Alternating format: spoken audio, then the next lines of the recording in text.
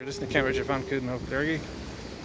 Today is the 9th of August, the 24th day of Gemma's protest, and it's the 10th day of Kalergi's log. Let's see what we can find here. Isn't that lovely? Oh yeah. Nice to see some friends over there. Let's go over and see what's going on. Fine voice, that man.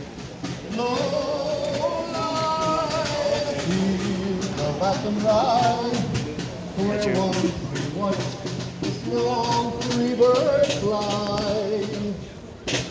Our love was on the wing, with dreams and songs to sing. It's so lonely round the fields of Athenry. Everyone. Bye.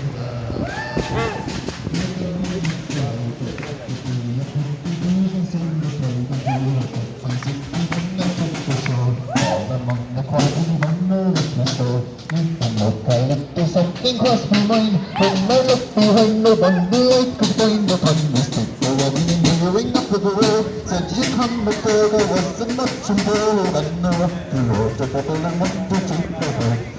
It's one of my favourite songs. That I might one day Words by Patrick Kavanagh. I saw the danger and I passed along the enchanted way. And I said, let grief be a fallen leaf at the dawning of the day. On Grafton Street in November, Another breezy day.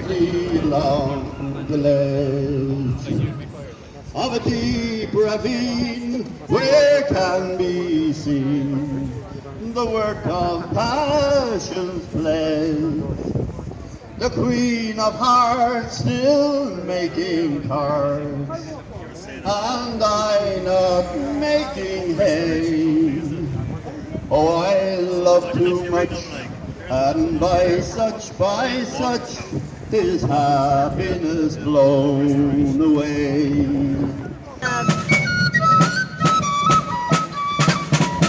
Got sacked because he made some remark about the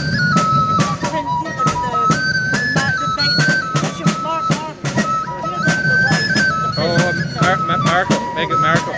That's what.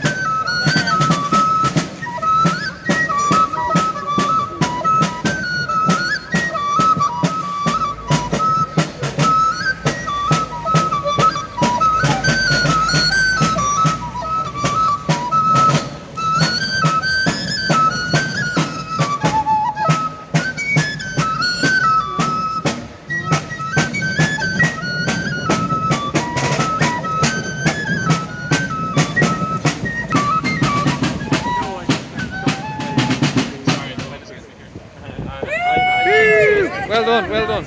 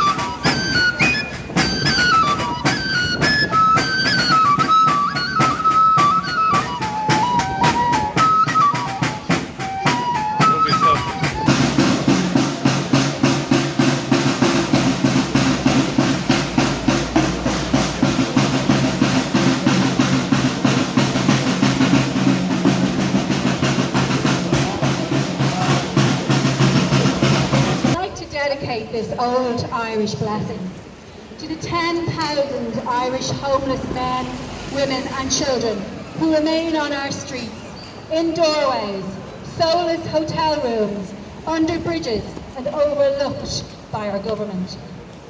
To those who strive for justice, for those who have been treated unfairly by our so-called judicial system, to those who have been wrongly imprisoned for trying to do the right thing, to all those who have been affected by suicide, to their friends and families who have been left bereft, to those who have lost hope, who have given up the battle and given in to despair, to the unsung heroes of everyday life who work tirelessly and quietly in the background for the benefit of others and who soldier on daily without thanks, praise or recognition.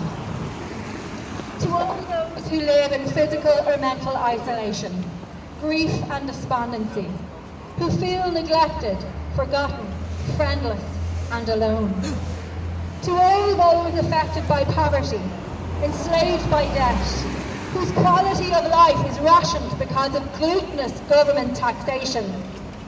To the children of Ireland who have been unprotected by the state. To the men and women who live in perpetual fear and anxiety of having their children unjustly ripped from them by inept government organisations. To those who are sick and disabled, who need assistance but receive little. To all those who need support and are unsupported. To those who have been deceived by Big Pharma. To those who suffer from harmful chemicals in our food, poisonous fluoride in our water, and harmed by our environment, which has been raped and pillaged by the so-called powers that be. To those who had to emigrate because their hope for a better future has been taken away from them by messed up government policies and priorities. For those that carry Ireland in their heart but have to make their home on foreign shores.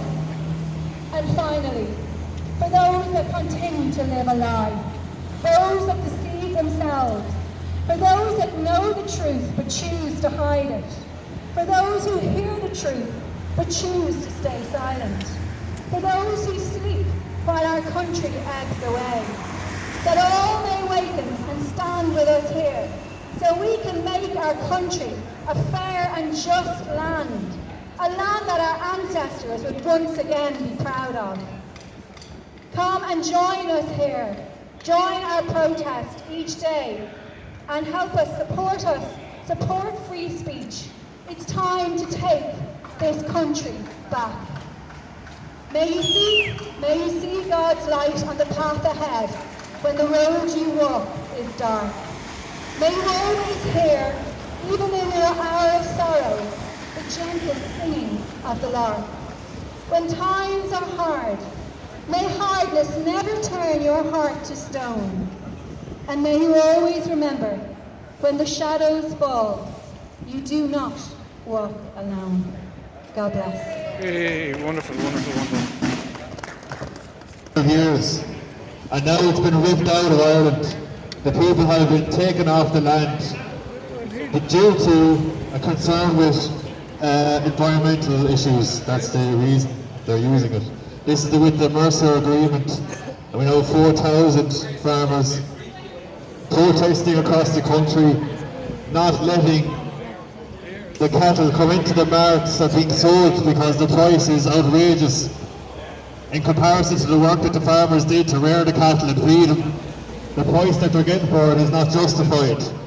I'd also like to say that many of the markets, the places where you sell cattle across the country, are owned by a particular man, and this man also owns thousands and thousands of cattle, and it's common knowledge in the farming community that this man releases thousands of cattle into the market towards this time of year to reduce the prices, and it's an attack on the regular farmers in Ireland. And I think this has an issue to do with, this is in relation to what's happening with the protest, that they see that this particular man has influence in cattle sales Farmers and have to actually take owns a the cattle reduction markets that they sell them of in. €300 So per head of cattle as this a year, member of down on last ACI, year.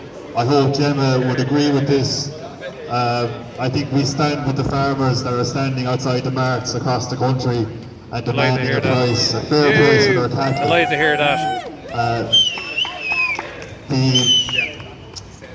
The farmers have been driven off the land due to an environmental so-called issue. I can see that in the For coming here to this protest outside Google. I'd just like to say a couple of words about why we're actually here. It's to do with the fact that this is an attack on our freedom of speech. And I'm reminded there in, I think it was 1903, there was a war between Spain and America over the sinking of the ship, the USS Maine. And the head of the media network was a mogul there who was made famous in the film Citizen Kane. And he sent a journalist out to Cuba to cover the war, and he got a telegraph back addressed to Randolph Hearst. Can't find the war, sir, please advise. And the response Hearst sent back was, you supply the photographs and we'll supply the war. So you can see how the narrative of things have changed. And during the 1920s you had a man called Edward Bernays, who was really the father of propaganda, and this building beside us here is carrying on that tradition.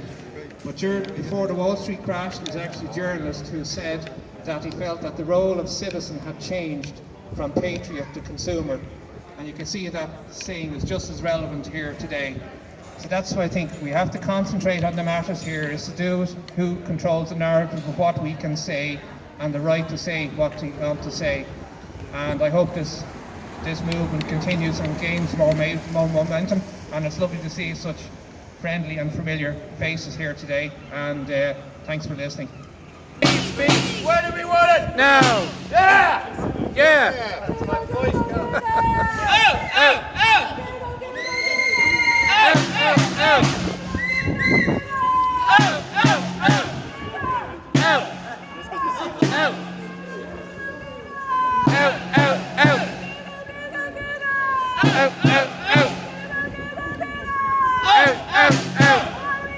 Free speech! When do we want it? Now! What do we want? Free speech! When do we want it? Free speech! Right folks, I'm going to call it a night. Good night and good luck.